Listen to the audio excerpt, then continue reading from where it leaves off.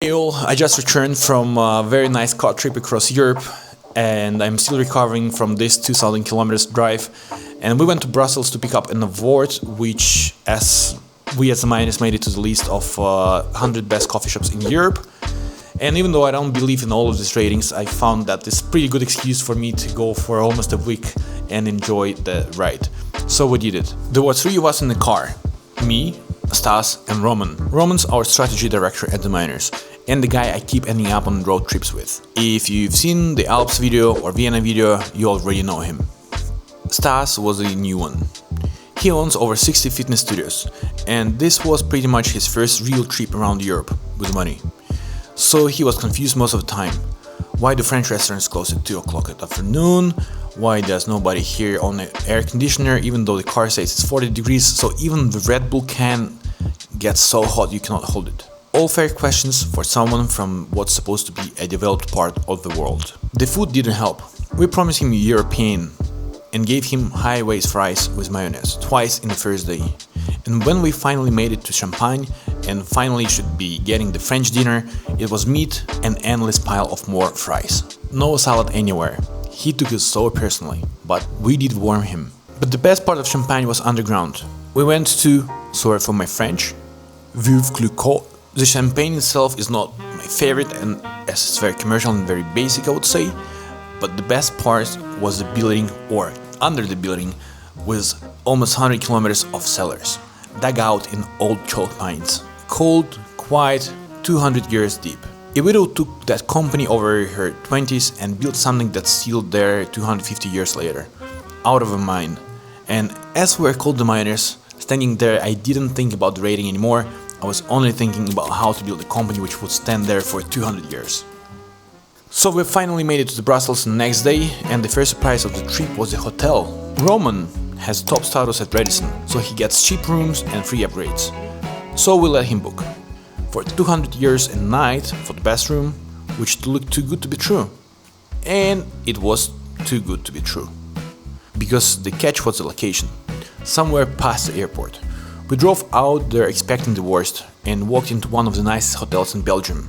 A suite we didn't pay for, with golf course, pools, lakes, tennis and paddle courts. Next morning I even went for a run, which I never do. 4 kilometers along the golf courses, past horses, fields and sleepy village.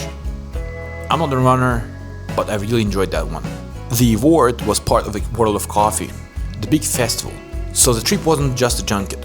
We met suppliers which we wanted to swap, and we saw a lot of old friends, and even our potential partners for Barcelona came there to talk to us. The ceremony was the proper stage, full room, real nerves. Before they read the results, we all guessed our spot. I guessed 80th. I was the most wrong person in that room by a mile. They called us 21 in Europe. We went up, took a photo. For the record, that was the first time we didn't drink. But that came later, when we found the proper Brussels lambic and made up for it.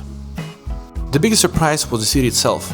I never liked Brussels from my previous trips. It last time felt very grey, half closed, empty, but this time it was full of great small coffee shops that weren't there years ago. I even liked the architecture and the whole vibe, which reminded me of Amsterdam, maybe a little bit of London. So we spent half a day going from one coffee shop to another one. But most importantly, we went to see our own coffee shop that we're opening there with our partner. It's a great corner location, a little bit tight on budget, but I think it has very good potential. By then, I'd actually noticed a pattern. The hotel I thought would be bad, the city I thought I didn't like. Both times I was wrong. The first time we made it a world top 100, the Czech press asked me how that would affect our business.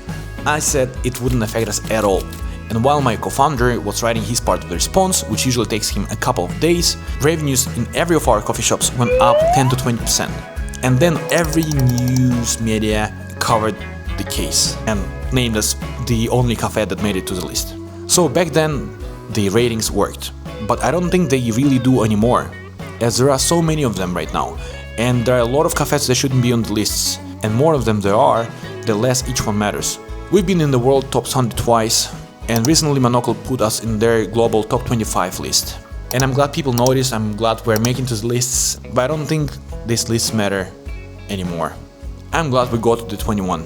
Good trip, good price, although the seller stuck with me more than the trophy did. Building something that will still stand in 200 years beats being number 21, or even number 1.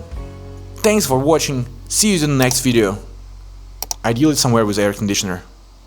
Have a good day, survive the heat wave.